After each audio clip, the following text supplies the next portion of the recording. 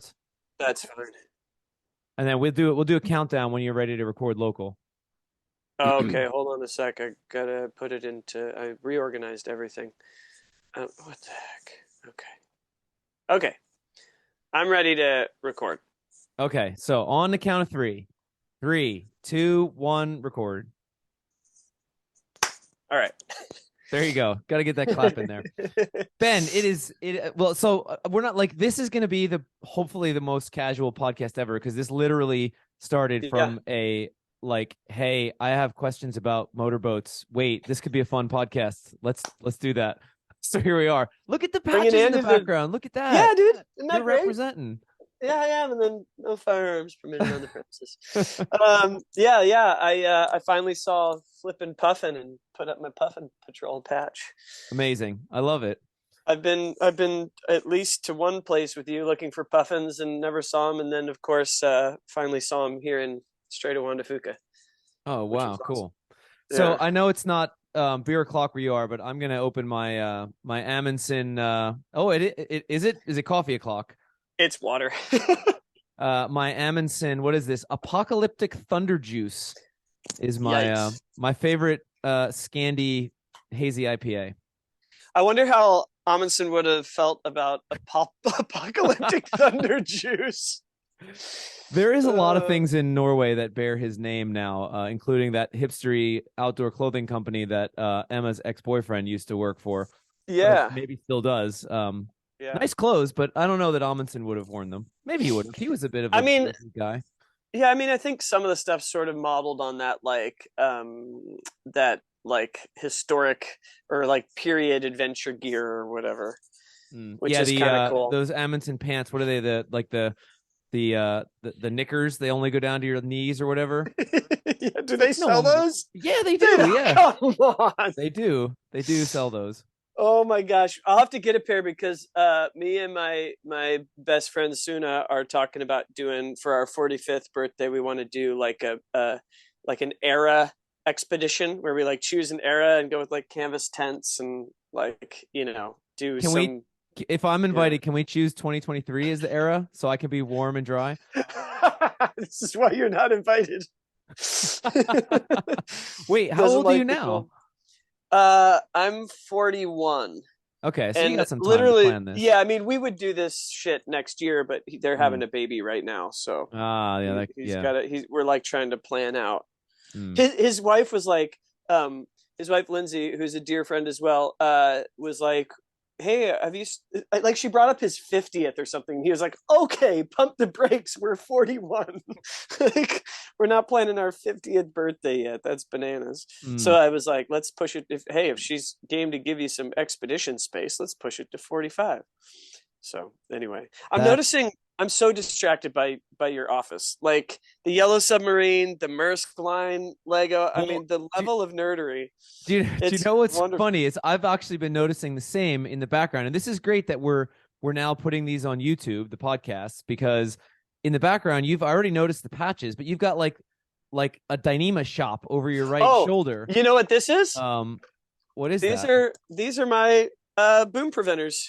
Of course they are. Perfect. So they're there ready to go. That's 59 North knowledge that I got from sailing with you guys. And then this is a plethora of various, like, whatever things I need, little tacks and pennants and stuff. And then I had leftover. You'll like this. I made these handles. I'll try to pull it up here. I don't know if you're gonna be able to see it. I made these handles from Dyneema. Yes. Like really, really thick, expensive. I was going to say, like, that's maybe not the most economical handhold you could have found there. No, but it's like so nice. So I replaced, I used to have teak handholds on the top with teak handholds underneath, and they like sandwiched. And when I got rid of the teak on top and went to stainless, I had to figure out some way to do the inside here. So I just backed them with these eye nuts, for lack of whatever that. They're like an eye bolt, but it's the nut version. That's an eye nut. That's a thing. Eye nut. Eye nut sounds like a whole other thing. But anyway, and lashed them, spliced them and lashed them in here. And then I had leftover, so I just made a continuous loop. It was my first go at it. It's kind of messy, but it's like, this could lift your truck. I mean, yeah, seriously. Amazing. So I thought about making bigger ones and doing the strops for the boom instead of those metal, whatever they're called. That's what we did on Ice Bear. I don't know if you ever saw that, but we did the straps for the main sheet attachments. I loved it. I'm realizing we should do like I see a series here that's like just show and tell. Like you just interview people on their boats and they just like, okay, here's what I brought to class today. It'd be fun, actually. It would be fun. There's lots of, as I sit here, I'm like, oh yeah. I've got little nerd moments. Like I got a rigging knife mounted back here. And is that a Meyerson? Yeah, is that what it is? It's one of these guys. Yes, it is. Yeah, it is. It's a Meyerson Generation 2. Yeah. Man, I don't have my Meyerson here. It's in the house because mine has a white handle and I got it scrimshawed in Horta in the Azores. I remember. It is. Yeah. It is. It's now like so cool that I don't want to use it. It just sits in my dresser drawer. You should use it. I do use it, but I don't leave it on the boat anymore. I travel with it. You should mount it on the boat.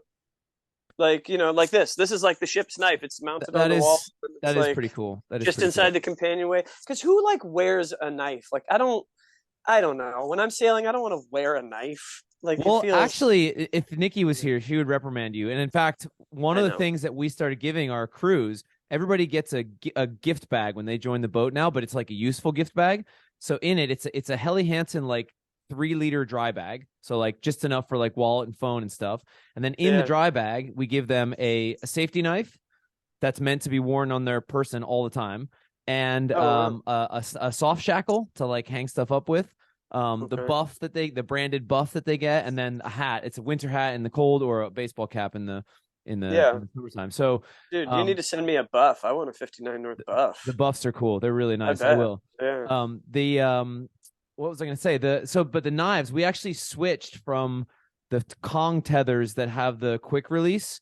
We got rid of them because they would release too often when you didn't want them to, because it's real sensitive if it get caught on something. So now we do a spin lock, same kind of Kong style carabiners, but they have 3 carabiners. So there's no way you're going to get that off if it's loaded up. Right. Doesn't their life jacket come with like a little if you have a spin lock life jacket, but we don't use spin lock life jackets. So the knives that you're giving out, are they like kind of like a dive knife with a plastic sheet that's like clicks in? Because it's that kind of knife I would carry on my. It's a folding knife in a little nylon sheath, but it's one hand open, and then it has a safety tip on it with like a hook knife on the end that you can, like a little safety blade, and then and then a serrated edge on the normal side, and they like. They're not expensive. They were like $7 a piece or something. I want one of those in like a dive knife mount a dive knife sheath, like hard plastic, that'll go like on my jacket or on my life jacket. Like I would wear that, but it's got to be like, I wouldn't wear these riggers knives are like you lean over and they're going to fall out of hey, and that's what huge. That's what you need a lanyard for, man. That's what there's a whole. But then you got this knife flailing about on a lanyard. It's true. There is a whole case to be made though for fixed blade knives, because you don't need to open them from a safety standpoint. Like if you need it in a hurry, you got it. Well, and if you open it and you fail to commit that opening, or you fall and there go your fingers, between the knife and the fold. Anyway, motorboats, you don't have to deal with this shit. That's right. So, all right. So let's get focused here. Podcast done. All right. So to give you some context here, I am home alone because Mia is at sea, and I have a romantic mind, as do you. And my romantic mind tends to wander. I sent you pictures today of the old 1980 Jeep CJ7 that I was driving around in today, because I can. There's no practical reason about it. And then I also went on Blocket, this like Swedish used stuff website, which is where I bought the Jeep. And I saw this like 60 or 20, 21 meter, 60 some foot, 1935 ex-Navy boat that was converted in 2014 to a live-aboard houseboat, but like still it is spectacular. And in fact, I'm going to look at it on Sunday just for something for me and Axel to do. But it got me thinking, like, wait a minute, who do I know? Hey. I was like, who do I know that actually like this is a harebrained idea, but I actually know someone that has actually done this and is on his second motorboat that he lives aboard. And you're in literally the exact same situation. You have as I understand it, you have a house. You rent the house out and you live your romantic life on a motorboat, and you do your business on the sailboat. So I'm like, well, shit, like maybe I could do this. But then I'm like, wait a minute, I know nothing about motorboats. Or what I really wanted to talk to you about is how the hell did you end up like actually doing this, and what? So I want to know the whole process. How did the idea come to your head? How much does it cost? Is it feasible? Is it purely romantic, or is it actually practical? Tell me the whole story. Yeah. Well, first off, Blocket sounds like a Swedish website translation for "fuck it, let's buy everything." Well, so actually I have behind me here. Hang on, I'm going to stand up. Show and tell podcast. Yeah. So this is my cute booty, bro. Boating related, because it says "hold fast" on the bumpers of my putter there, and it's got the little pirate guy on there. So this was a custom made putter for me. I got from California, but I have several other ones that I bought from Blocket. These old Scotty Cameron putters. So yes, it is one of those websites. To make a short answer very long. Yeah. It's I just like that translate. I'm holding to my English translation. Fuck it. So actually, do you know there's a word in Swedish called "facket," which means like a pocket for something, basically, and it literally sounds like "pocket." Like, have you seen these? There's like video memes going around of like all these words that are like innocent, but in other language they just sound like you're saying profanities in English. It's pretty great. There's like a whole slew of them. Well, there's whole videos. On that note, there was a car that came out that was not a foreign car. This is like a funny story that's told in Sweden. And when it was released in Sweden, the model of the car was like a Opel Fitta or something. But Fitta in Swedish means pussy. That's amazing. So they were like, "Oh, whoops." Yeah, nobody looked into that.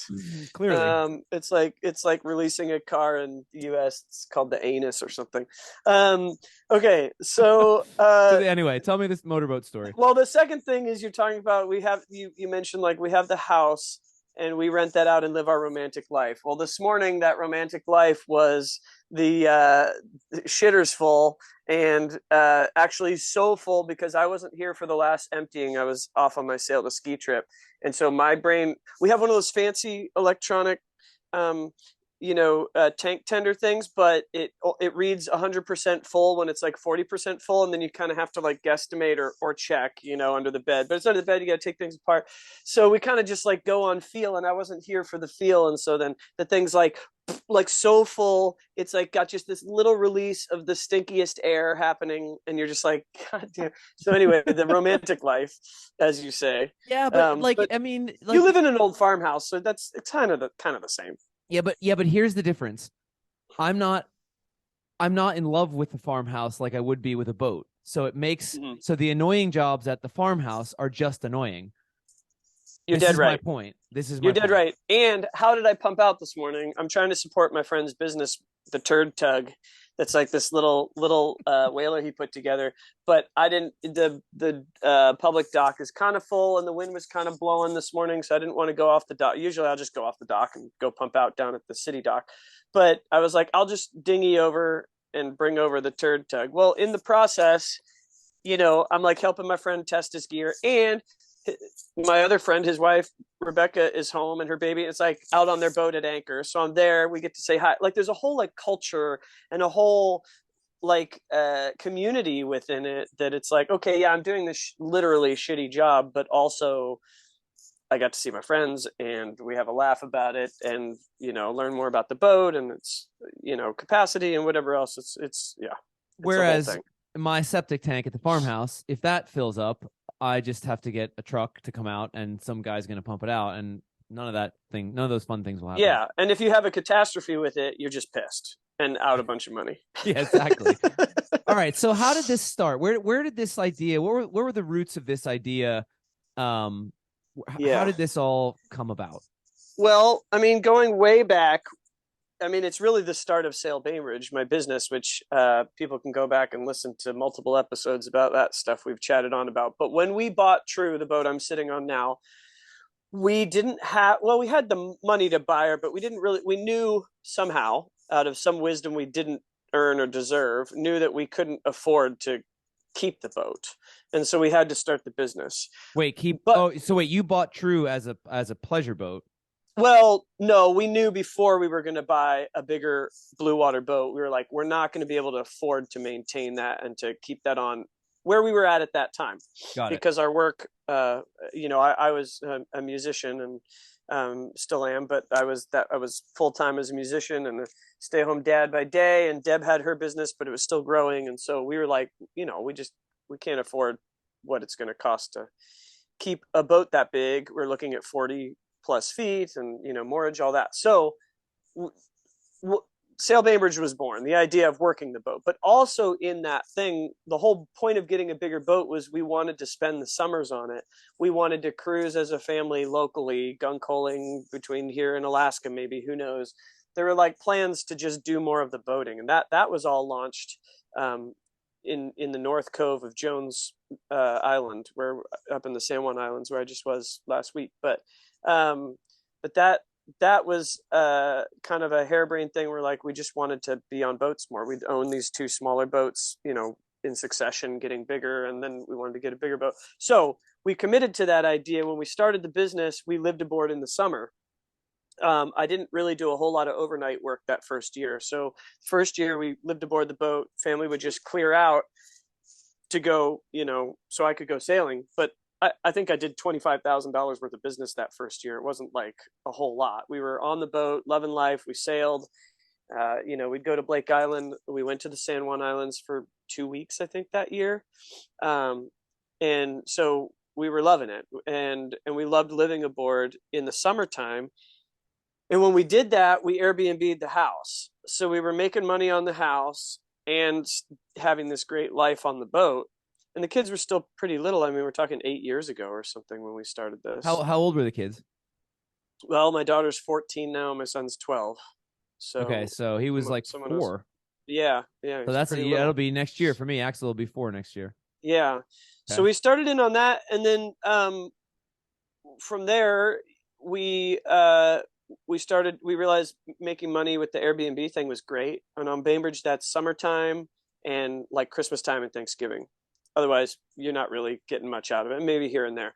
But we moved our lives into these bins. We each had a bin that was like yay big. So 4 of them fit underneath this. I'll just show and tell under this bench there. Okay. Yeah. There were 4 bins, and each of us had a bin. And every time we left the house and went to the boat, whatever you fit in the bin was what you had. If the kids wanted to bring a bunch of stuffed animals, well, then they didn't get to bring as many books, or they didn't get as many clothes, or whatever. It was like the bin was your space. So they bring one set of clothes and the rest stuffed animals and books. Pretty much, yeah. Snacks, no. It was great. So we'd scoot down here and we'd do that for weekends. We'd do that for whatever, and we ended up kind of doing that part-time for 4 years, through the summers and everything. And it was chaos. We had this Volkswagen Eurovan that like they would hang out if they needed a place to hang. They'd be in the Eurovan while I was out sailing, or they were like, in the summer they're outside at a park. Deb's like working in the Eurovan. The kids are picking blackberries. It was beautiful chaos for a while. And quickly, as quick aside, have you seen the new VW electric vans? Yeah, they're pretty awesome. There's a dealer right in town. I drive by it every day, and I like. We don't have them here yet. That's amazing. They make a cargo version. So it's like all nothing in the back. It's 3 seats in the front, cargo. I mean, you could make a freaking killer work van or camp van, whatever, out of that, fully electric. Man, it's my friend, you can buy a new boat or you can buy a new van. You have to make a choice. Okay, all right. Back on track. No, that's amazing. Yeah, so I just picture Mia coming home and like the farm's been sold and there's like 3 vans and 2 more boats. So technically I can't sell the farm because I don't actually own it. I'm on the mortgage, but not on the deed. I like that. Family arrangement since she bought it from her dad. I'm not allowed to be on the deed until she turns 40. Wow. was the rule. So I got That's amazing. You got a smart wife, make you pay the bills, but don't let you sell it. Right. So at any rate, we did that for 4 years. And then we were like, we were having a really good time with it. And it was starting to get a little bit crowded in with the work. Like they were mostly homeless while I was working, and I was gone multiple days. And so we were renting Airbnbs. it's weird. You're renting your house out for an Airbnb, living on the boat, then renting a different Airbnb on the island so that I could go sail away for a week or whatever. And then my parents were here, and so sometimes stay on. My parents moved aboard, and they lived aboard for 4 years, kind of overlapping us.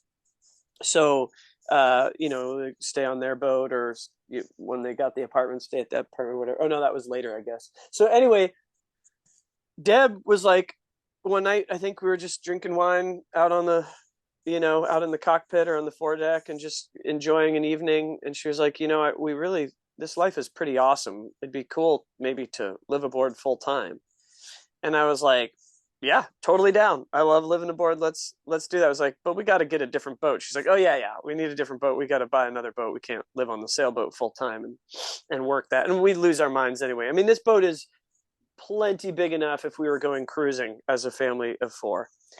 Not the right layout, because there's only one private cabin up forward, so that it really, capability wise, whatever. This is my number one. I could go on forever. I love this boat, and it's not going anywhere. But we could do it if we were cruising around the world, or in the Pacific or whatever. But not living as townies with all our stuff and whatever else. So we went shopping. We were like, okay, we figured out a budget, which was, I think somewhere around 130. Maybe we thought we could push to 150 or something. And we were like, let's go shopping, and we'll go shopping for a practical power boat. We wanted a power boat because I like boats. Yeah. And I was like, I'm laughing at you say practical because I know that the boat you bought was wooden. You freaking lunatic. Yeah. Well, we get there, but it was kind of, the idea was to diversify the fleet. Like, we didn't want to get another sailboat. We knew that it's mostly going to be at the dock. But of course we didn't want to live on like a house barge. We wanted a boat because we want it to be able to go places. And we wanted it to be a thing that was, I don't know, that powerboat space where everything's flat, you walk through doors, not companionways, that kind of thing, as a home. So we went shopping, and I was on Yacht World looking at boats in Seattle, and to be honest, boats were pretty high already in the market at that point. This is 4 years ago, 4.5 years ago. Boats were not as high as they would get in the pandemic, but they were pretty high. And so we're looking at like Grand Banks that are, if they're in any decent condition, they're like 300,000, 280 at least for like a 42 footer or something. We're like, well, kind of need something 45 or up. We got these 2 kids. It'd be nice to have 3 rooms. They can be tiny, but whatever. And then I see Topaz, this gorgeous wooden boat, Ed Monk design. Ed Monk's a Bainbridge Island guy. I mean, Senior's been dead a long time, but Junior still lives here, and he's a famous yacht designer too for Ocean Alexander and a bunch of other. He did like the OA 50 and 55 and all these, kind of classic production boats. So we see this boat, and I'm like, wow, this thing is really beautiful. And I send the link kind of jokingly to Deb, like, check this thing out. And she's like, I could live on that. And I was like, okay, I was kind of kidding, but she's like, well, let's go look at it. And game over. I mean, when your boat's struck, your boat's struck.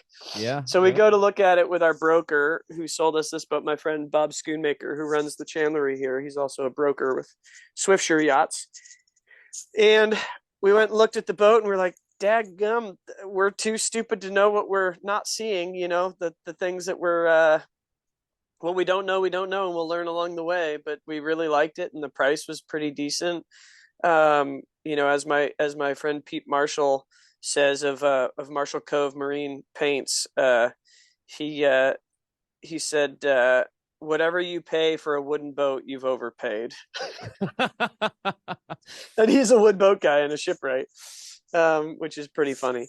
But that's kind of, I've taken that philosophy actually, and I think it applies to every boat, every single boat.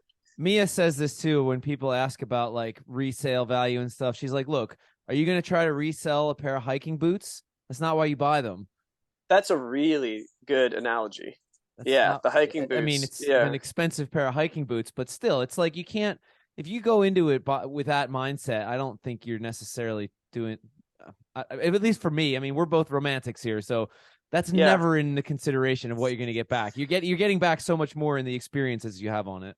No, I find ways to justify it, like through math, which is funny because I'm not even good at math. But I'll, like, when we bought the tug, which we'll get to, but like when we bought the tug, we were like, holy shit, this price is like, if he listed this thing today, it just wouldn't sell, like, for a very long time, because it was too high.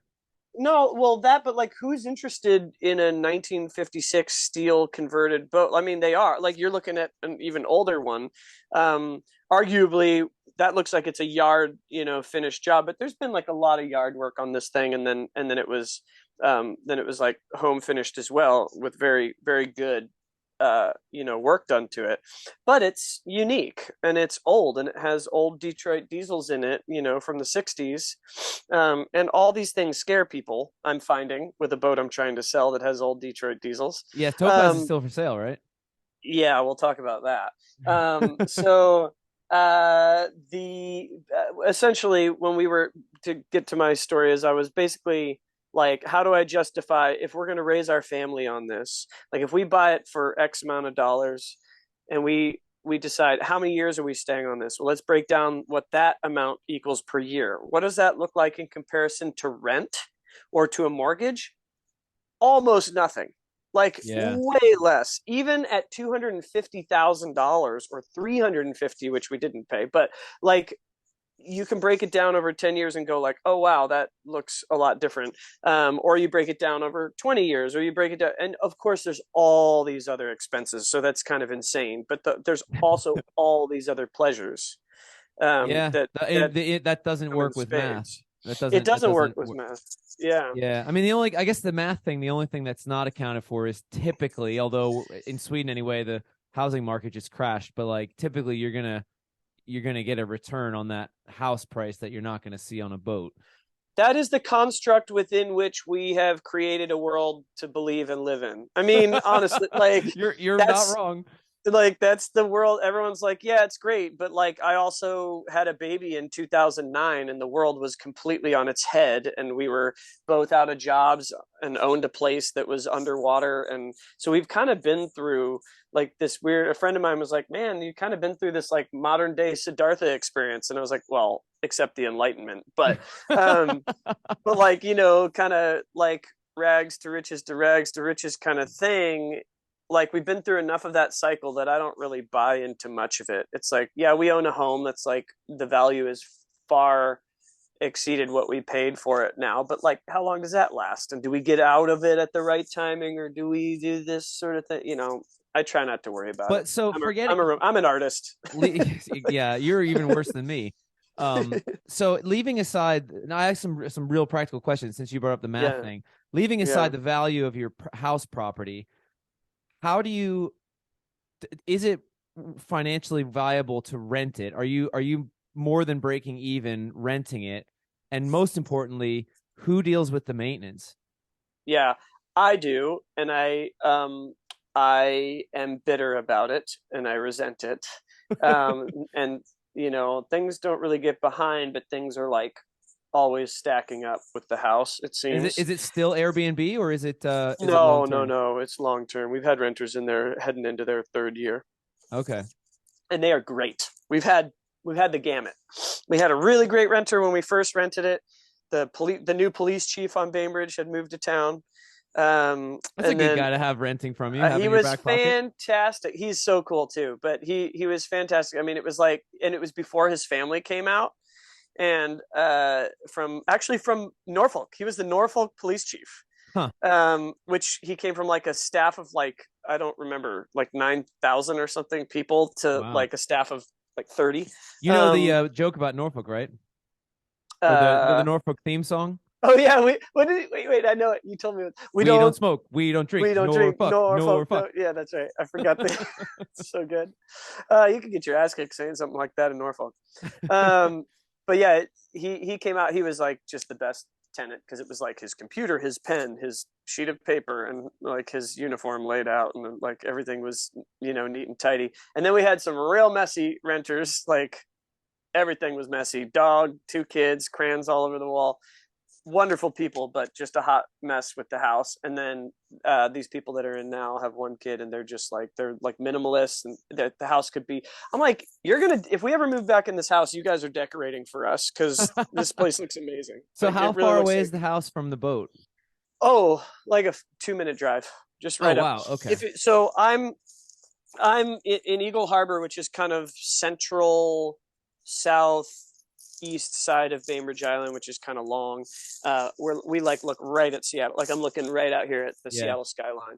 I'm up harbor, like almost as far as you can go before it kind of gets to mud flats.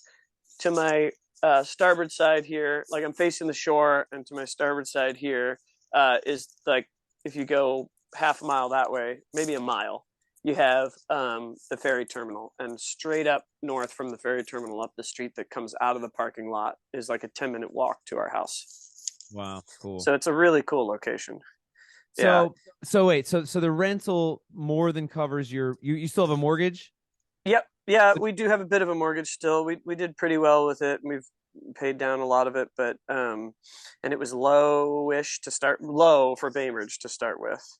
But so the rent pays the mortgage. Does it pay the expense? Like, do you more than break even on the house rental? I would say the house is one of our businesses. Like we make money on the house. Yeah. That's, the market is good. The mortgage is low enough, but that comes down to where you are.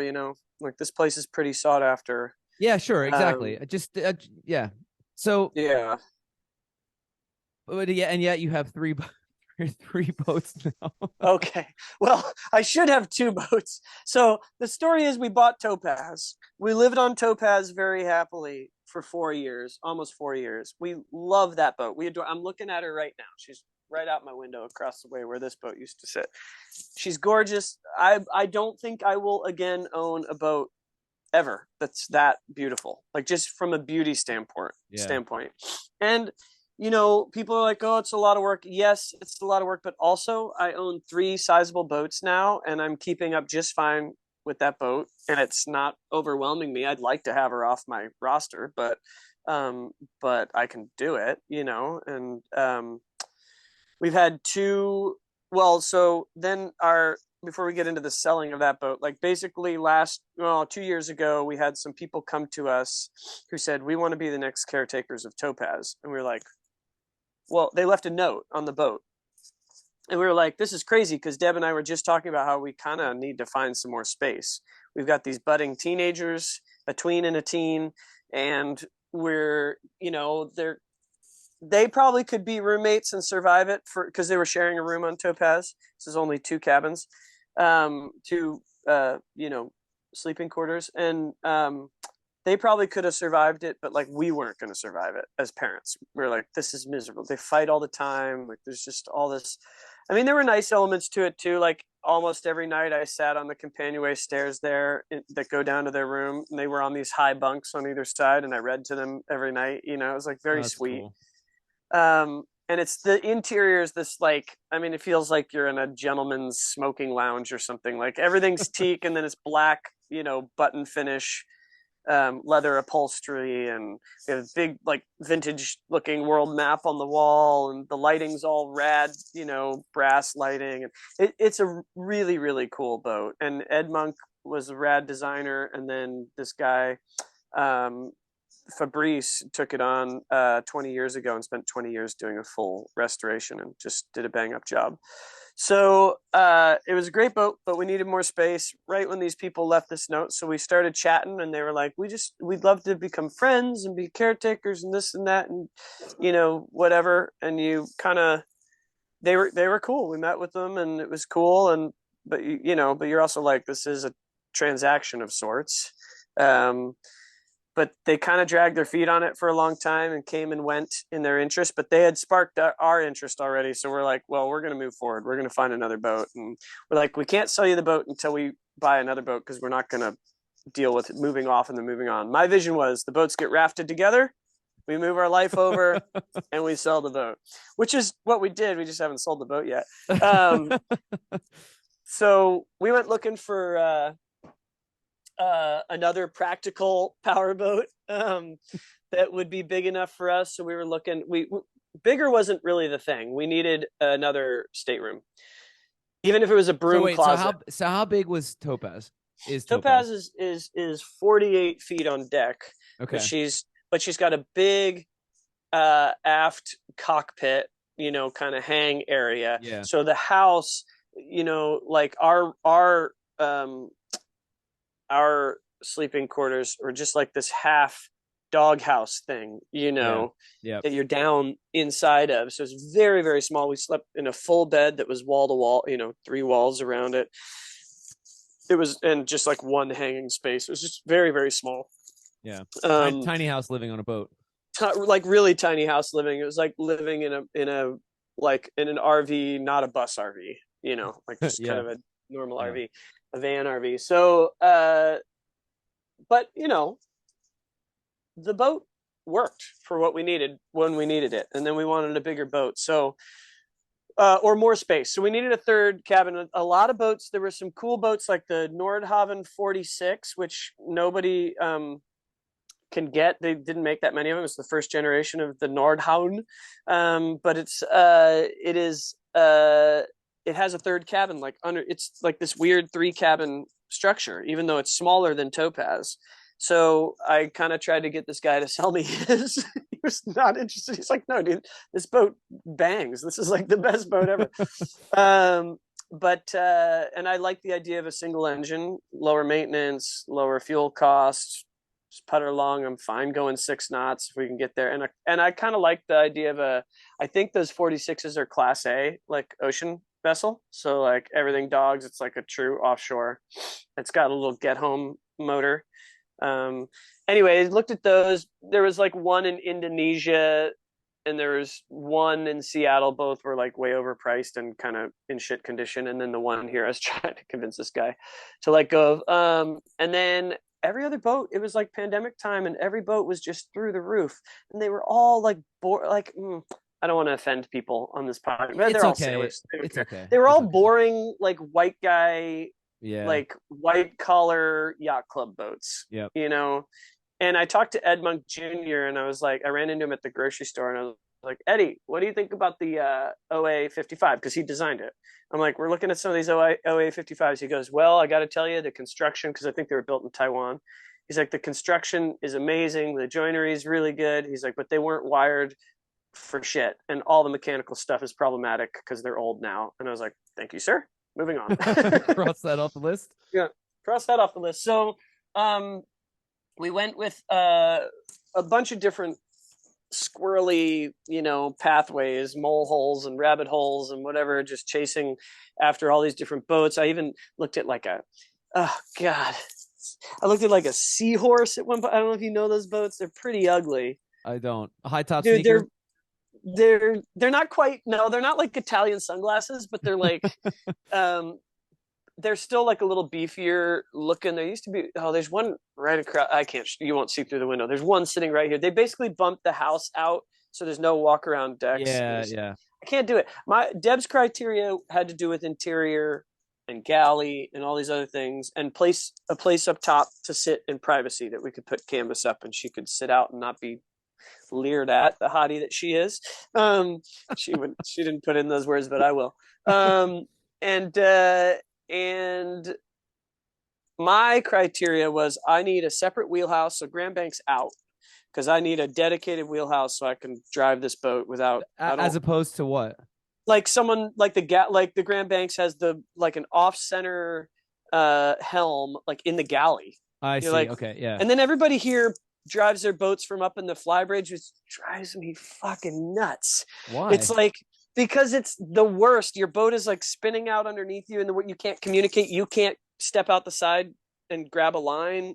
We're always short-handed. So real motorboaters drive from inside the wheelhouse is what you're saying. Well, I mean, anybody who drives bigger boats, like they're not driving this thing from, I mean, I don't know about real motorboaters, but I would need a wheelhouse that I can step out either side, out a side door and handle a line.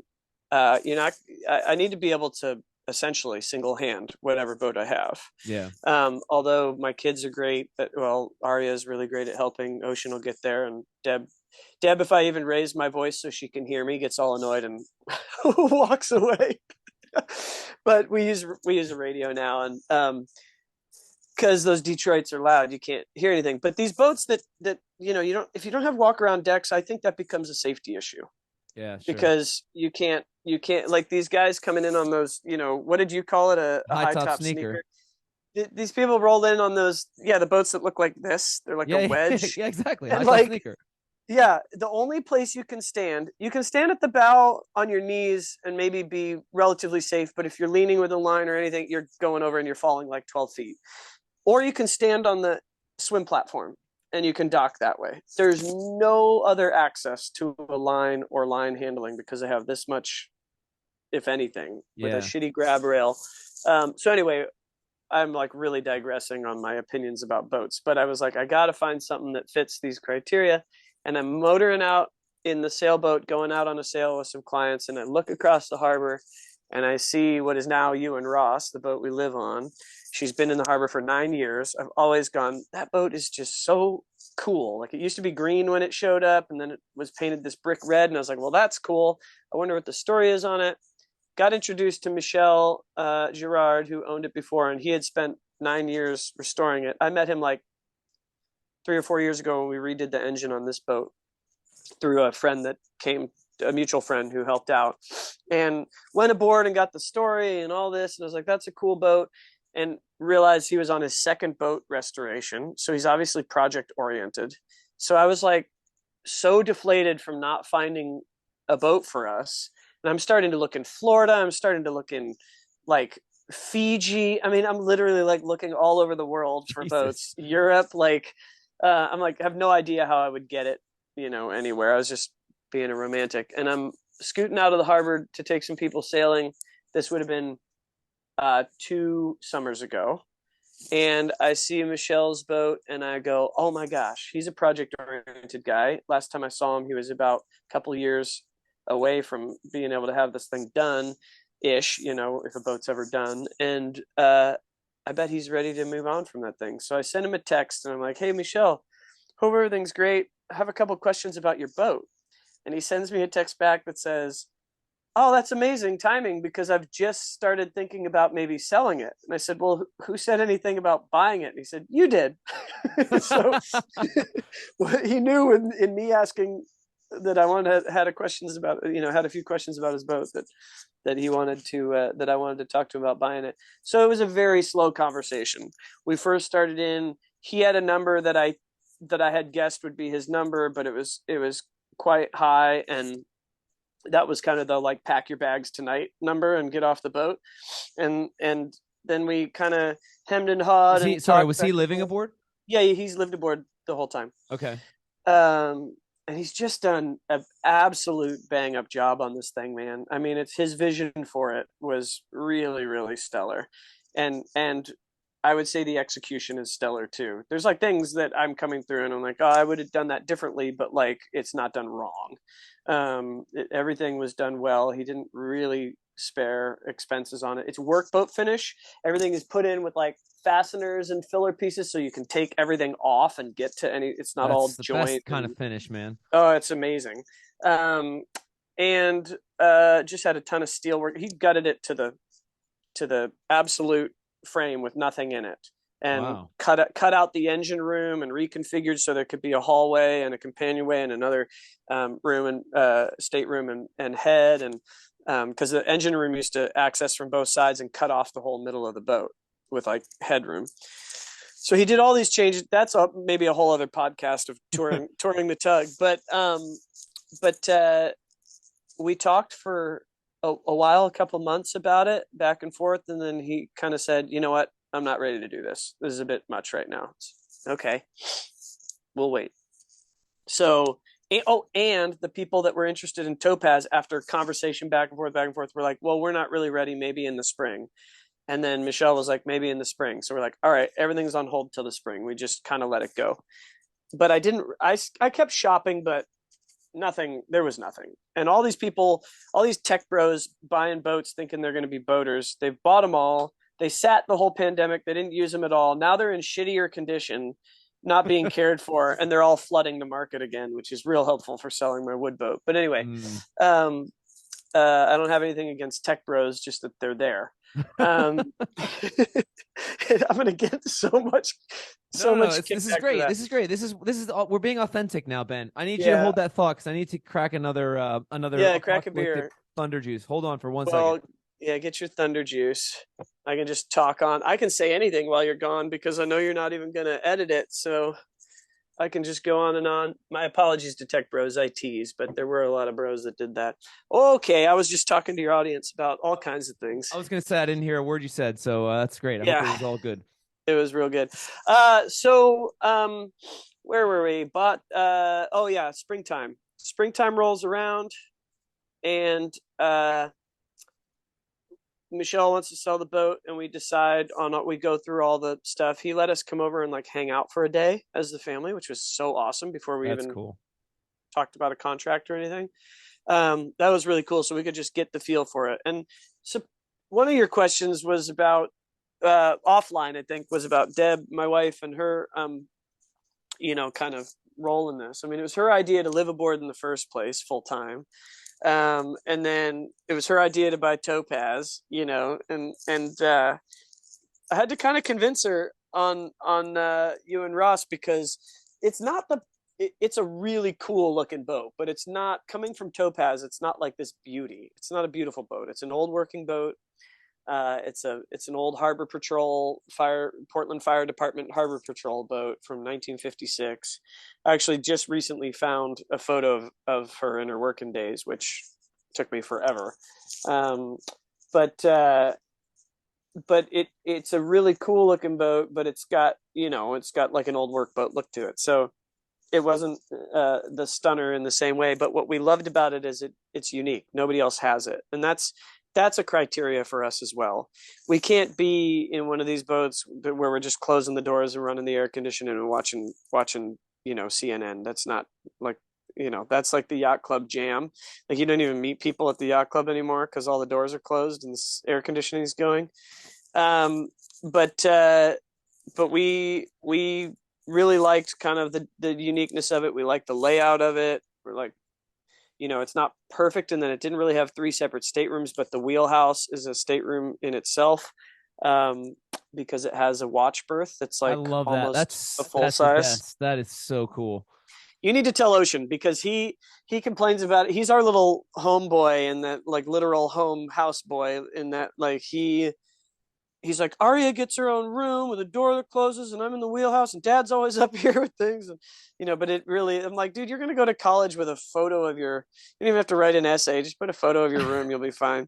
Seriously. That's the coolest bed on the ship. That's awesome. It is so cool. It is really cool. But we're going to build a doorway in that hallway so that Deb and I have a door and he has a door. That's fair. He can have a door. I think he deserves a door. That's fair. He does.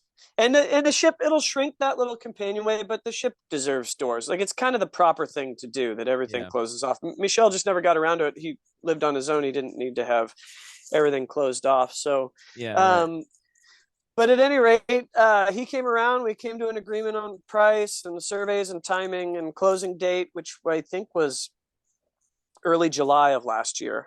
Can you say publicly what you paid for? Or do you want to tell me offline?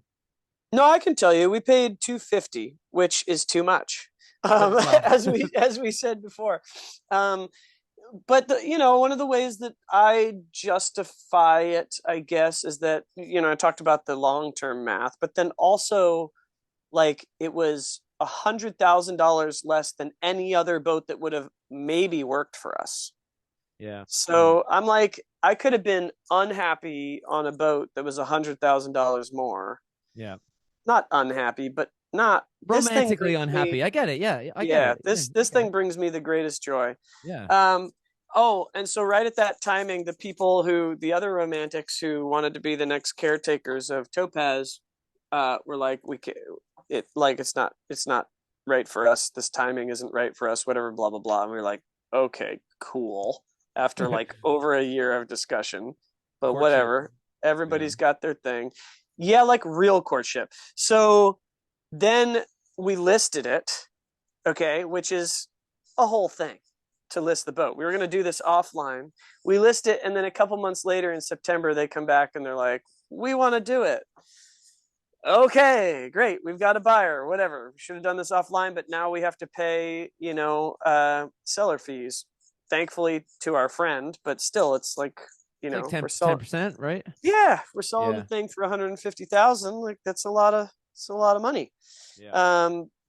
Anyway, we do it. We get into contract. They go through a plethora of surveys, including having Andy from Emerald Marine come down from Anacortes. He's got like the last Emerald Marine's like the last full stop wooden boat shop where they do everything from engine. They're kind of like the Gannon and Benjamin Marine Railway of Anacortes, and Andy is like the most superb dude. And to be honest, the thing that came out of this whole experience was meeting him. He's like such a cool dude and so knowledgeable. And I was like, okay, all of it going, belly up is fine because we got to meet each other and connect. And I really feel that way about the community around here. But basically, long story short, is it went belly up in that it surveyed fine. Even Andy's sort of survey where he was creating a long-term, like 5-year maintenance plan for all the woodwork and all this other stuff, and everything was good. But they just changed their minds in the 11th hour on the day of acceptance. Oh no! Sounds similar to our Ice Bear sale fiasco. Yeah. I never heard the full story on that, but it was pretty darn upsetting. I was like, okay. I literally know the feeling. I mean, I know the feeling. And they had talked to us about like friendship. It's all about like the most important thing is that we're, that we've become friends. And then they just like, their letter was like, please inform the sellers that we are not going to move forward at this point. Like, no, didn't even mention our names. I was like, cool, great friends. So, but anyway, they left. I don't think they would have had the right mindset to keep the boat up anyway. So it probably is better for the boat. We had a second buyer come along, a friend, and he got into contract too, and then ended up backing out for a number of reasons that are personal, not anything to do with the boat. So we still own the boat. She surveys great. Everyone's just scared of work, I guess, or scared of the wood boat. I mean, I get it. I'm also scared. I share those fears. Yeah, but you wouldn't have gone into contract on one. If you get that far along the dream, that's true. It's kind of like. So how did you? So like you bought the new boat. Are you guys? I mean, we can talk about this offline if you want, but like, did you have to get financing for it? Are you guys in a position where you can pay cash? I mean, can you get a loan for a boat from 1956 that's steel? I mean, how does that work? You can't. You can barely insure them. But no, we were in a position to pay for it. And kind of our thing is like, like we don't really want to have banks own boats because the bank can own the house, but for the bank to own the boat, like the boat feels like our place, like that nobody can take. It's not on a property that pays property tax. I mean, we have to pay tabs, which is a property tax of sorts, right? You have to pay your registration. But beyond that, if we own the boat, it's ours. I mean, we're not preppers by any means, but we kind of have just that little edge. Not preppers, but but we got a bunker and a bunch of AK-47s and 3 boats, a lot of cans of beans. No, we're just. And we do have I still haven't lit that thing off, man. I just went into the right moment. I don't know. We just went into Canada and they were like, any weapons on board? And I was like, God dang, I have a literal cannon and black powder on here. Did you tell them? No. Well, no. Did you hear my custom story with the cannon? No. So we sailed into I had a prototype on Ice Bear that I was deliberately going to declare to see what would happen. Because it was a prototype out of brass. It wasn't stamped. It was like, it was okay if I lost it. So we sailed across Emma and I sailed from Maine straight to Ireland. And when we got to Kinsale and cleared customs, same thing. Do you have anything to declare? And I was like, I did the, like, I'm not sure. This is what I have. You tell me what it is. Yeah. And the Irish customs, and I imagine this is probably what would happen in Canada because they're so damn friendly. But like he came up, he's like, well, yeah, in Ireland we you could do the Irish accent better than me, but he's like, yeah, this is, I think this might be considered a firearm. I was like, look, I know, that's why I'm declaring it. I don't know what I have. Just whatever, do what you got to do. He's like, I know what it is, but let me, I'm going to have to go call my superior. So give me 30 minutes and I'm going to take this along. So he takes it along. He comes back 30 minutes later and he goes, so do you know how powerful it is? Like, what's the power rating? And I was like, I mean, I don't know. You tell me. He's like, is it more than 5 kilonewtons? Because if it's less than 5 kilonewtons, I can let you keep it. I was like, oh, it's definitely less than 5 kilonewtons. It's like, definitely. He's like, you're good. You're like, it's more like 5 fig newtons. he goes, oh, good. He goes, well then you can keep it, but you might just keep it out of sight or whatever. And he was clearly did not want to have to take this thing from me. And was the paperwork. Giving me every excuse to, like, if I said if I answered his questions properly, he wasn't going to take it. Yeah, I probably should have declared. I mean, I don't think the cannon's the problem, but the huge tub of black powder that I'm forgetting who it was, but a guy who sailed with you came sailing with me last summer. Oh no, not Tom. Okay, no. Different guy. No. It was a client of yours, that younger guy, like our age. That, but anyway, he like. Sorry, dude. He's probably listening, and I'm the worst. I'm just blanking on who it was, but gave me like a tub of black powder, and I think that would be the problem. Bringing a tub of black powder. At the same time, like I wondered this. Like, all the tall ships sailing around, they carry like barrels of that stuff. That's and true. Real cannons. Yeah. So also, sorry, Canada. If Canada's listening to this podcast, sorry Canada. To declare that, but. You didn't really dig deep. But yeah, no, the agents were great, and then they're walking away, and this guy Ren that we had on the ski trip, he just goes, excuse me. They didn't hear, but he goes, excuse me, sir, when does the healthcare kick in? I was like, shut up, we're leaving the dock. Gotta get out of here. But anyway, so back to the finance thing. Like, you started your stories out saying that you couldn't afford a 44-foot sailboat unless you ran it as a business, and now how many years later 8 you bought a $250,000 tugboat, straight up. You've done something right. I mean, that's really cool. Yeah, Deb's grown her business. We've grown Sail Bainbridge. We had savings put away. We borrowed a little bit from ourselves. That's a fund meant for elsewhere, but we'll put it back in there shortly. It's good. I mean, now, there's when you take a nest egg away and spend it on an old boat, there's a lot of people that would poo-poo that decision, especially when it's of reasonable significance. I mean, this is the thing, is like, I realize that is certainly a position of relative wealth, but where we live, we are surrounded by immense wealth. As a customer friend of mine says, they're demonstrating financial proficiency, and it's like, and it's great. He says it in this beautiful Indian accent, and it's like the greatest comment ever. It makes me giggle. But the thing is, like, when you have, like, really rich people, when they go to buy a boat, they can, like, leverage almost anything, right? If you can't get a traditional loan, you just, like, find another way to leverage it. Like, we don't have that ability. So within our, I recognize my privilege and my relative wealth and all of that, but we've kind of made it work in kind of a scrappy way. Yeah.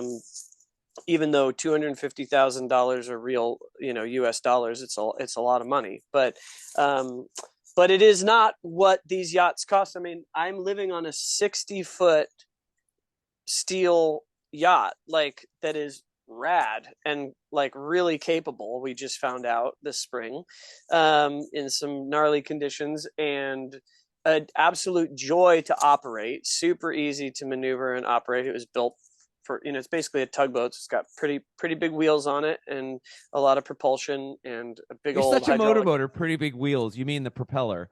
The propellers, yeah, twin propellers. You've already, look at you. You've gone so far down the dark side. It's crazy. Well, you're even speaking the lingo. Here's the other thing about it being an old working tug, I mean, basically harbor patrol tug, is that, like, I have fallen into this world of tugboaters that are like, there's an old tugboat captain, Captain Phil, at the end of the harbor. I knew him before. He and I connected. I've always been interested in his old stories, whatever, but it never happened. Then I'm in the yard and he hauls out his little wooden boat in the yard.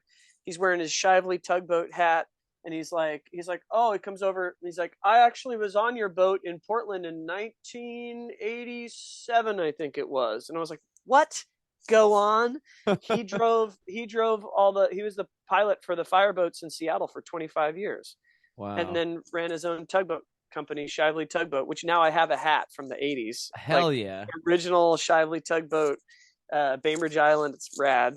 But I'm like, cool. And I've just fallen in love with all things tugboats. Like, this is just kind of how I work. I think, once I get into something, I'm going to go pretty deep, but I love it. This brings us full circle to the whole romantic element of this. And this is how I think too. It's like, you fall in the practicality trap and you forget that, like, you've got one chance to live the life that you want to live on a day-to-day basis. And that's what you've got. You've created this life for yourself. It's not about the big, like, adventures once or twice a year. It's about the joy of living day to day. That is really appealing to me. Like, I really envy you for that. I think that's really cool. Well, thanks, man. It's really nice to be told that reminder in such a eloquent way, because, like anybody, I can get pretty spoiled about it and still have hard days. And, like I was kind of a shithead to my family this morning when the shitter was overflowing. Like, I was impatient and stressed out. And also, like, I just got back from the Sail to Ski expedition number 2 that we've been waiting 4 years, to get off the ground. And, part of it feels like, what the hell, why am I not doing more of this at big adventure stuff, and feeling a little bit down, little post objective blues. And but yeah, like, I get to live on the water. I mean, this is really special. And I realize it's like, this life does not exist without my partnership with Deb and her interest in it and creating that. Like, I could not have done this alone. And it's funny because if you meet Deb in town, you'd never know that she's not a boat nerd. She could kind of give a shit about the details, but she loves the life on the water, and she loves the mobility, and kind of just the same way she was so amazing in my music career. She was not like my biggest fan, if a fan at all, really. It was kind of like, she kept me honest. It was like, do the work, don't come back from a tour without money. We have kids to feed. And, like, there's this way about her that, like, if you meet her and if you like wrote the biography or the memoir about us, it's like, she's not a romantic. And yet, look at the life that she's built. Like, at least half of it. You could definitely say that about Mia as well. I have to give her credit for that. I mean, Mia, as we speak, is literally about 2/3 of the way across the Atlantic on her 7th transatlantic. Yeah. And, like, and I get frustrated because Mia's not as romantic as me. And yet, like, she's shredding. She left her 3-year-old son at home with me for 7 weeks, I think. So, like, yeah, you got to put it in perspective. But I mean, what you said about living on the water, I think that's what I'm finding. I put my finger on that, is that's what I'm missing here. Like, I'm sitting in my shipping container office, which is very cool. And you already noticed my show. I mean, I have a lot of other things that are out of the frame. You're not seeing the Lego Moonlander at the top of the bookshelf over here, or the Lego. Hang on, I got to show you this. The level of nerdery is the Lego uncanny. pirate ship. The Lego pirate ship. Oh my god! Can you unfurl those sails? Well, no, it's actually it's like a shipwrecked pirate ship that's like, oh, nice. They built a fort out of it. So anyway, my point is I miss we live 20 minutes from the water, but we're in, like, farmland culture, and it's just not my people. And I miss what you have, is being surrounded by, you can bump into a guy that was a tugboat driver. I don't bump into those people here. So I'm finding now that, like, I'm too much in the big adventures, and then when I'm home, I'm like a little bit listless because I don't have my thing. I don't have my thing here. I don't have my people. And I've been spending a lot more time just since Mia left, especially now that it's getting springtime. Axel and I drive down to the boat club where Spica, we have a boat shed now for Spica. So Spica lives inside. So we've been going down there and hanging out. we've been going down to the marina, like the summer marina where there's a little grill area and a sauna and a beach and stuff. And I'm just like, I have that 20 minutes away, and it's been winter, so I haven't been there, but now it's like re-inspiring me to just spend more time near the water. And that's then led full circle to actually this motorboat that I texted you about. I just did a quick Google or a quick search in Blocket in Fucket, and actually look for houseboat, because I was like, well, hey, maybe I could get a houseboat. And the guy had listed this one under like houseboat, I saw that, because you could live on it. I was like, oh wow, now we're in like Ben territory here. I didn't even consider this, but like, that boat's a banger too, dude. That thing is, I mean, I showed it. Deb was like trying to get ready for the day. The pooper's overflowing. We're trying to get the kids out the door to school. Ocean's not going to ride his bike because it's bucketing rain. Arya doesn't want to walk. It's like, okay, I got to drive him, and I got to get and it's like, bing, and your like text is going through. I was like, oh, this thing's amazing. I was like, Deb, look at this boat. She's like, are you kidding me right now? And she's like, I'm not going to look.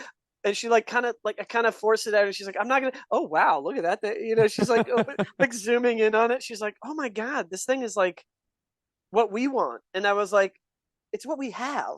Yeah, like seriously. It's literally what we have. And she's like, well, except, and she's like starting to boat nerd about how like, well, that's like much more ocean going bow and the windows on the. I'm like, Jesus, she's not wrong.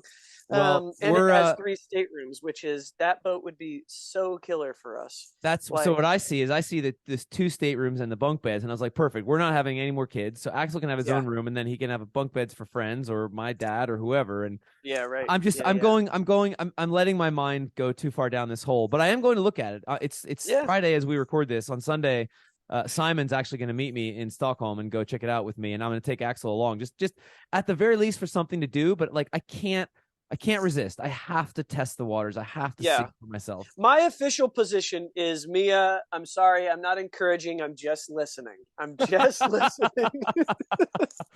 I don't want to get in trouble with Mia.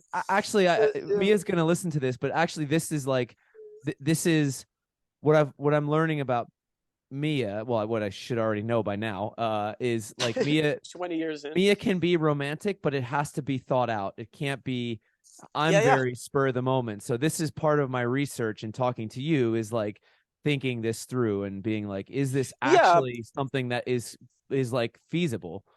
But your romantic side of it, I like to think, and maybe this is as the romantic, I'm just justifying again. I think I spend a lot of my life justifying my life. But you know, you need the romantic side to spur on. It's like, I do the dreaming, Deb reins me in, and then goes, well, okay, that's actually, okay, that could be fun. Let's be practical about how that could work. Like just the other day, I showed her, so my next harebrained idea, if I can sell Topaz, when I sell Topaz, I've been wanting to actually buy a working tug that I can do some pushing and pulling in the winter. Hell yeah, freaking sign me up. I'll go in on that. I mean, I just want to do some pushing and pulling, small jobs. I don't know, waterfront construction, whatever the things, you know, move boats around for people. I've got a friend that runs Towboat US here, so Tug Bainbridge. I already got the name. Yeah, maybe it's already taken. But you know, I could do some long haul tug stuff of moving boats for Towboat US, whatever, because they've got the fast boats that go assist, and then if you got to move them somewhere. Anyway, I find out the US Coast Guard. I found this monk from 1939, beautiful wooden monk called Teal that's been working as a tugboat in Puget Sound since 39. But she's 41 feet, and the U.S. Coast Guard just passed this regulation that like you have to go through all these inspections and certifications for anything over 26 feet, which is obviously a lobby from the big tugboat companies to like push the little independents out. I mean, no doubt about it. 26 feet. I mean, what the hell can you push with a 26-foot tugboat? Well, the thing is, you can. Like you can work a small tug. So I'm like, well, fine, I'll find a small tug. And there's this rad 26. They're literally like 26 feet. Like people saw this coming. Yeah, maybe it's a couple years old, whatever. But there's a rad one for sale that's this real tough pusher, but it's like 170,000. So I'm not going to buy like a workboat like that. Yeah. But there's a little wood 26-footer called Blue Star here in the harbor, owned by this Kiwi guy, and it's a lot less money. I think he's going to list it for 25, which, you know, we know it could go for less. And I'm like, like maybe, and I kind of like reluctantly was showing that to Deb, and she's like, well, yeah, if Topaz sold, that would be kind of cool. You could work that in the winter. I was like, what? So surprised, but then immediately she has like opinions about how much and things that could change, and great feedback. So my fallback on, because this motorboat I'm going to look at is like $170,000 or something. It's like real money. Yeah, but dang, dude. I mean, depending on what the power is on that thing and the condition it's actually in. But also, right, yes, it's real money. It's a lot. It's real money, and so, so I found this other boat that's in. So this is my like fallback plan, because like this fallback plan I could do on my own. There's this little steel. I think I sent it. Did I send you the little one? The link to the little one? Yeah, that thing's also a little steel motorboat. That, I mean, it's really like a little tug. Yeah, kind of. It's got a little wheelhouse, a little sleeping area, a little kitchen. It's like it's like, what is it? I don't know, 30 feet long, maybe something like that. Yeah. But it's sitting in Gothenburg, and it's only like $30,000. And that's like about the money I spent on this shipping container office. So I'm like, shit, I could buy that and drive it to drive it through the Göta Canal through central Sweden, which would be a fun trip. I'll come join you. And then park it down at the sailing club, and that can be my office. Dude, that thing is cool. I will say it is like distinctly North Sea. Like that boat is so North Sea. Like the way it's almost Wes Anderson-y. It's almost got that lifeboat. Like you're right. It's like a miniature Belafonte. Yeah. So anyway, so it's what this has done actually is really like sparked a new, like, I mean, you've been to Stockholm. The boating culture in Stockholm is like, I mean, it's pervasive. It's a city built around the water, and like it just sparked this interest in this realization that I live very close to kind of what you have there, and I'm just not taking advantage of it. And I need to find that. I need to go find that. Culture is not going to come to me on the farm, but I can go find it. It's in my backyard. For sure. I mean, I think we should take a minute to just talk about some of the realities of living aboard. Like not the practical day-to-day things, but like some of the bigger challenges. Because I think for the listeners that are maybe going to listen to this, or what do they say in Smart List? They're like listener. They speak to their listener. Well, we're an hour and 10 minutes into this, so if we have any listeners left at this point. Hi, Mom. So she doesn't listen to this. Get out of here. What are you talking about? But Mia will, because she'll be like, "What did these flippin' boys get up to?" I'm gonna just hear what happened. You haven't even heard my hairiest brain idea yet. I'm saving that for the end of this. But go on. I can't wait. But I want to talk about, because I had a friend that came to me and she was struggling to find affordable living on Bainbridge, and she's like, "I got it. I'm gonna buy a boat and live on a boat." I was like, "You're not. You're definitely not." Like, the thing about living on a boat is that you have the boat part, which is not a problem for you because you've done tons of boat maintenance, you've done tons of refits, boats like anybody as well as anybody. So that's great for you. For someone who doesn't, that's a huge thing, because when all of a sudden your bilge pump isn't working and you've got like water in the boat and it's like, what's happening? Like I don't know, things become. I mean, your house on land is not going to sink. I mean, the stakes your house on land is not going to sink. And power, how much power, the limitation. If you're on a boat that's a 30 amp boat, I mean, we're on 50 amps now, and now that we're big boys in the 50 amp world, it's like, shit, you can use up 50 real fast. Most American homes old homes have 200 amps. Newer homes have 400 amps or something. You never run out of that. You run the microwave, the water heater, the the yada yada, whatever, like everything fucking running at once. That just doesn't work on a boat, and you can start a fire not knowing that. Well, what you're talking about, I think we should be specific. You're not talking about live aboard cruising where it's a break from real life or whatever. You're talking about actually making a home. Yes, that is the same level of comfort as a land-based home on close. On a motorboat, especially, is different than even a sailboat, I think. Yeah, something approximated. Though even on a sailboat, if you're living on a dock, the power thing is a real fight. So, I mean, we're townies. We never wanted to take the kids and go cruising. I love my business. I love sailing with you guys when I get the chance. I love the adventures we do. out here, but like I don't want to take my boat and go across the Pacific. That sounds actually pretty miserable to me. Having to deal with my family in that setting, the maintenance in that setting. That's the miserable part. Your family. We'll cut that out. No, I'm sure we would have great adventures, but like they don't want to do it, so I'm not dragging my family out to go sailing. You know, it's never been part of our makeup. So all that to say, we're townies. We want to live aboard and be townies. My kids walk to school or ride their bike to school right up the hill here. They go into my kids wander into town after we have a one street town. You know, it's like this island life here. We are islanders who live in a small cabin in the woods, except it's not. It's a boat on the water. So that reality, finding a place you can live aboard, that they allow you to live aboard, especially in these United States, is a huge challenge. Yeah. And the more wealthy area you get into, the harder it's going to be.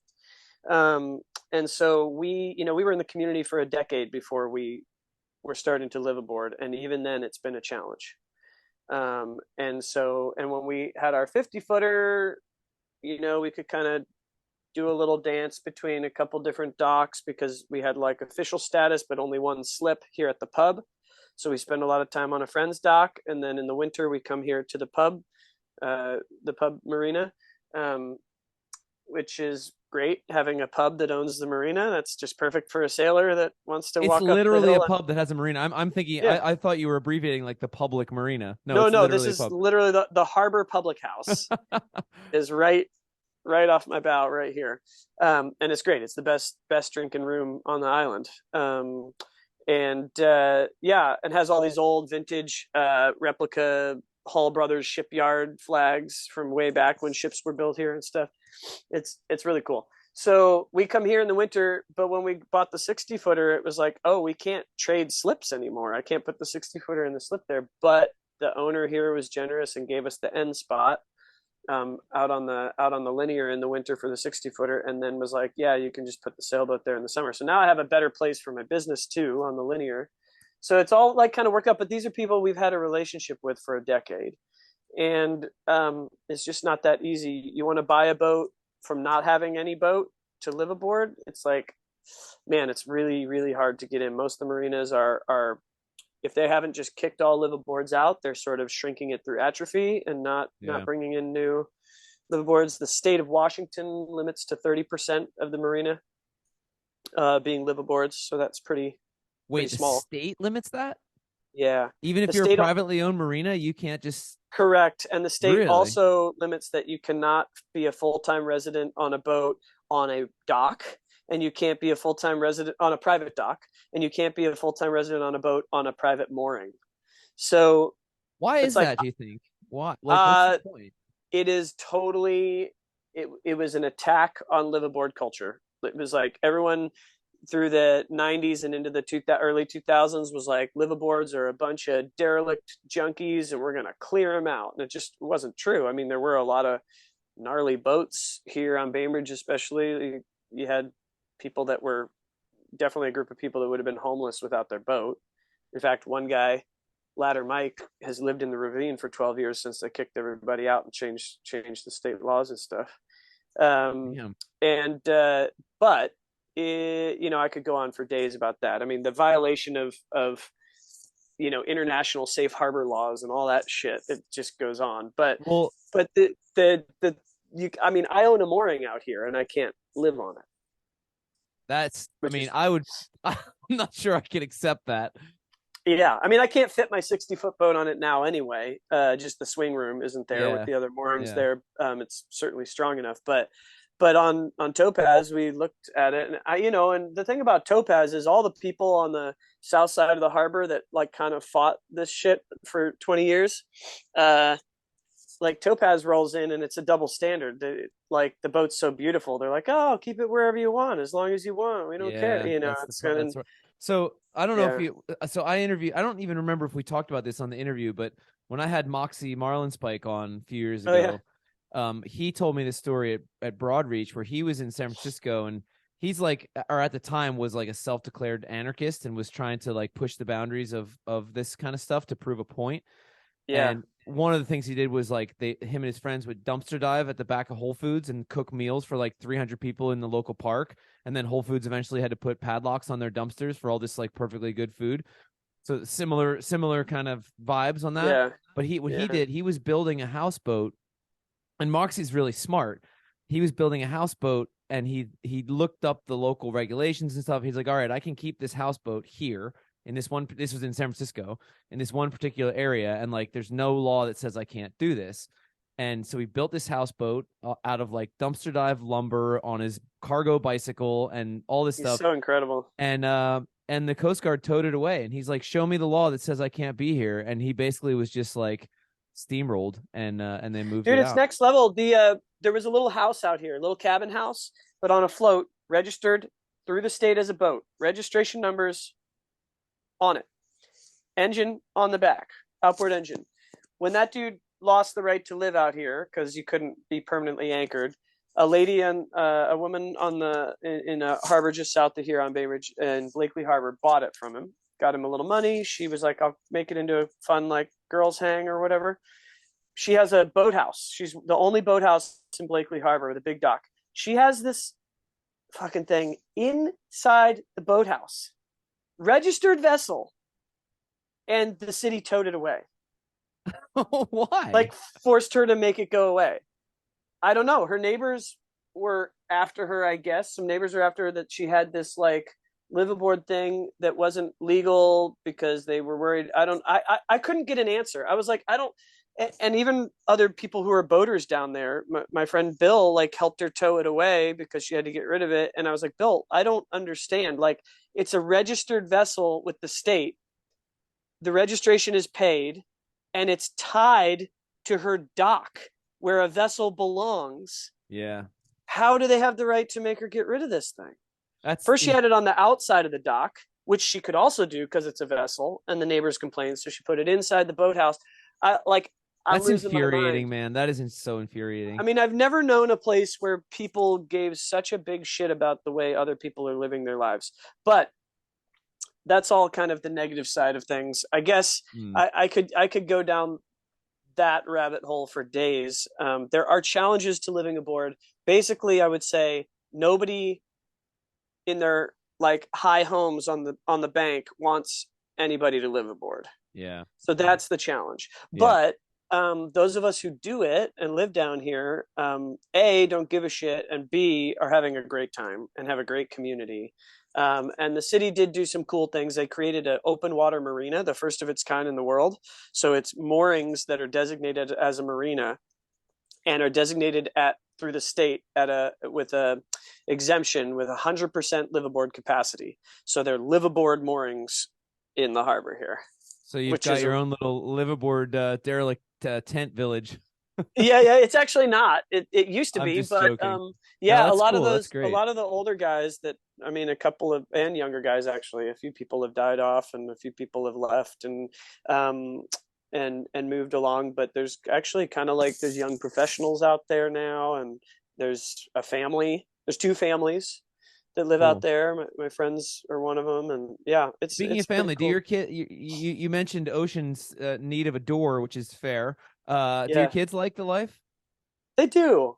I think they're like pretty aware of how weird it is. You know, well, I was going to ask you, but do their friends think it's weird, or are they just accepted? Yeah, their friends think it's weird, but they like it. I mean, people come over and they're like, what the heck? Like, this is cool. And in the summer, you know, they're all jumping off the top deck and, you know, swimming around and stuff. And, yeah, but I think they kind of lean into it. It makes them smile a little bit. You know, it's not like so weird that they're like made fun of for it or something. Yeah. But it's definitely a unique thing, and they're aware of it now. When we first started living aboard, I thought like maybe they'll think it's cool and write about it as adults or something, you know, in hindsight, but they seem to be pretty present and conscious of how special it can be at times. Do you want to, should we finish with my latest harebrained idea that has been even more like made concrete through the course of our hour and a half so far? Well, yeah, but as a preface, it's funny. I talked to Emma yesterday. I think we had a kind of long conversation on the phone. Hadn't caught up for a very long time, and we were just joking. We were like, "I wonder if Andy's going to buy another boat this year." And then I got your text this morning. Well, God damn it! Is that what I'm known for now? No, well, you did just come through a pretty big boat situation with Falcon, which, by the way, I have to say, congrats on the whole team with that boat. That boat is unbelievable. Wait till you see it. Wait till you see it. I need the damn video tour through the interior for sure. It's coming. It's coming. Yachting World has all the footage now. They just got to put it together. It is such a cool boat, and it really, from what I can see from where I sit, it really fits what you guys are doing in a way that no other boat that you've owned has. And we did. Cool. We really, I'm very proud of it. There's a lot I would have changed about the process to get where we got, but the result is I wouldn't change anything with all the systems, the configuration, the layout. Everything we did was like really nice. And we've continued. Cool. I mean, we kind of knew that this first year was going to be a year-long shakedown cruise, basically. So we've continually upgraded it's the little detail things that you don't really know about until you start using a boat. That Adam, our bosun, has been continually adding stuff to. Just like, I was just so impressed. He put a little reel up on Instagram. This is how I found out about this. This is like, Adam does such good work that I'm not even involved anymore.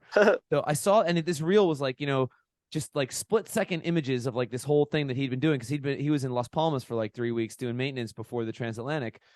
Oh yeah, I saw that. Yeah. And I noticed these pictures that seemed to show the locker underneath the sink, and he had added some.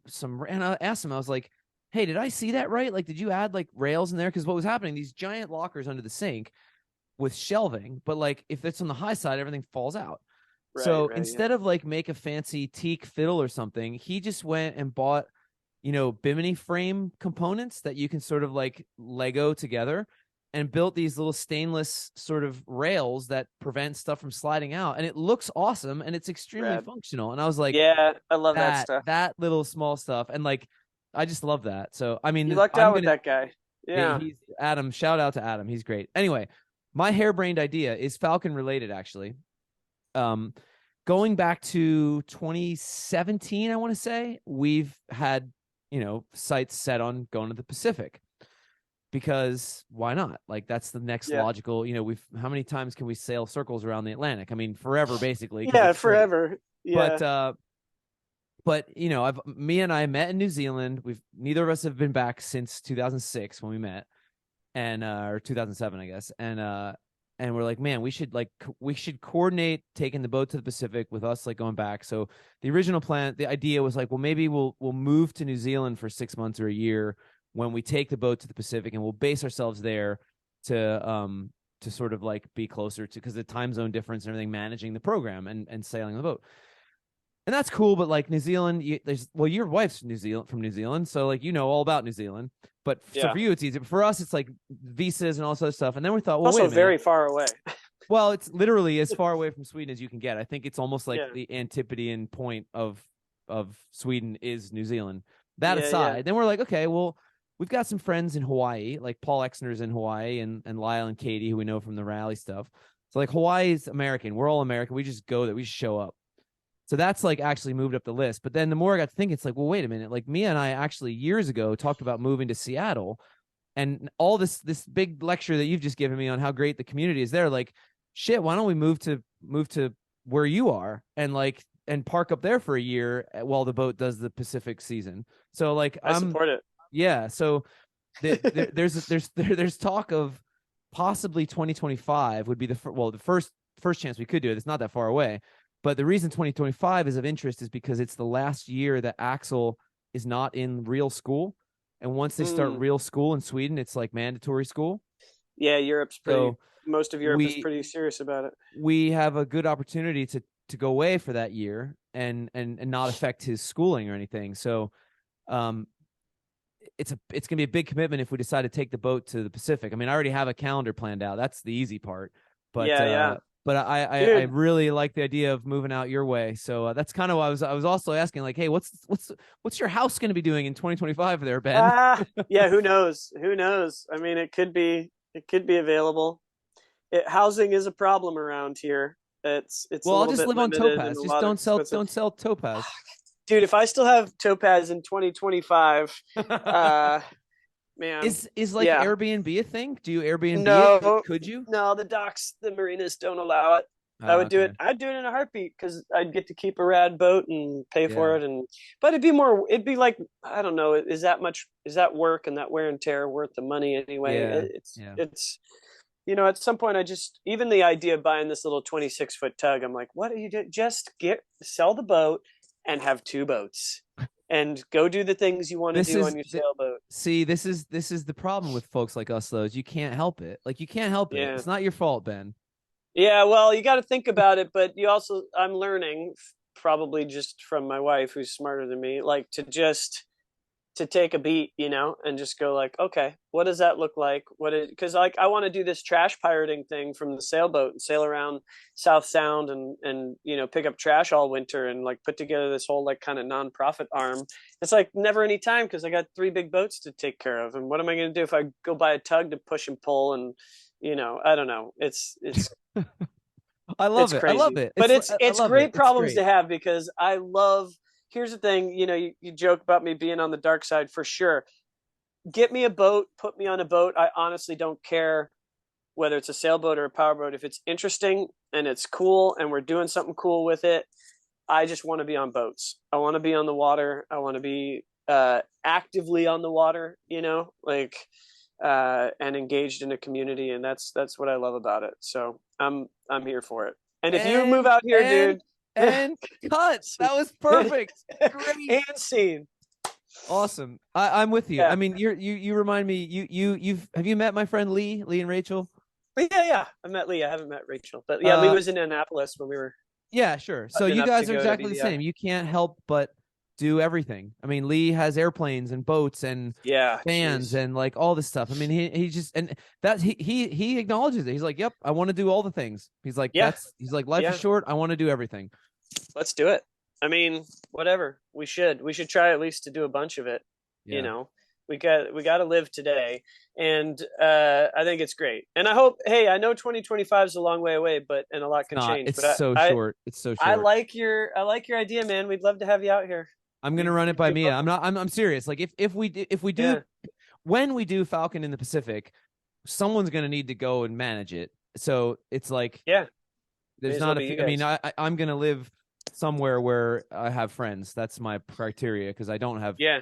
Like that's the downside of going back to the adventure lifestyle, right? Is like you've got your community and your home base and stuff. And my friends, because our adventures are so far flung, are all over the place, and I see them once or twice a year. Nikki and I lament about this all the time. She's become one of my best friends, and I don't see her. Same with you. I mean, I text with you more than any of my other friends, and I when's the last time I saw you in person? 2020, 2021, 2019. 2019. That was 2019. Jesus, like that's just unacceptable. Like this is stupid. Like what are we doing? I don't know. Come skiing. I did invite you. I know you did. Damn it. We had an awesome trip. That's for another podcast, but that was such a good adventure this time. It was bananas. I've never seen 40 knots at my masthead while out in the big Strait of Juan de Fuca. That puts just a little poopy in the pants. Well, but it was a good time. And my boat, dude, this boat is so capable, and I'm so proud of her and so proud of the work we put in and kind of the return care you get for, putting care in and all that. And anyway, it's good. We got to get you out here. I'm coming out. I mean, I'm actually like, I'm coming to the US in like less than 2 weeks now. And I am toying with the idea of coming out to see you guys because it's long overdue. So good. I mean, I'm getting into my work season, but you can just come sailing with me. Yeah. I can be your first mate. You can come out and I'd love to get those captain hands ruggeded up a bit. That's right. All right, man. This has been very helpful and very this is great. Awesome. We need to, I mean, we talk fairly often, but we need to do this face-to-face stuff more often. For sure. I look forward to it. I'll send you pictures of the motorboat on Sunday. Man, it's gonna be crazy. All right, Mia, I'm sorry. Sorry, Mia. Love you, honey. All right. All right, dude. Take it easy, See Ben. you later. Bye. Bye.